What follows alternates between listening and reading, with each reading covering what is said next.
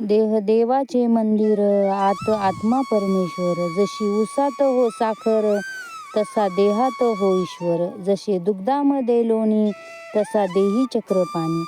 देव देहात देहात, का हो जाता देवळात. तुका सांगे गुढ जना, देही देव का पाहना. देह देवाचे मंदिर आहे.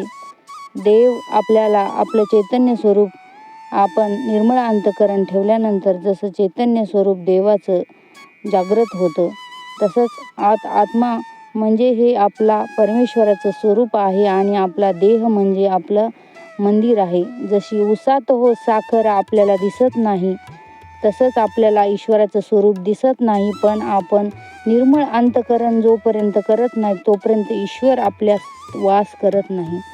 तसा देहात हो ईश्वर. जसे दुग्धामध्ये लोणी, जसं लोण्यामध्ये जसं दुधामध्ये आपल्याला लोणी दिसत नाही, पण ते आपल्याला मंथन करून लोण्याची उत्पत्ती करावी लागते. त्याचप्रमाणे मनाचं जर आपण मंथन केलं, मन शुद्ध केलं, तरच आपल्याला ईश्वराचं स्वरूप जागृत होतं. तसा देही चक्रपाणी. देव देहात देहात, का हो जाता देवळात.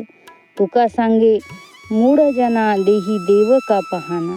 मूढ जनांना कसा आहे हे तुकाराम महाराजांनी अगदी साध्या आणि सोप्या सरळ भाषेमध्ये आपल्याला समजून सांगितलेलं आहे.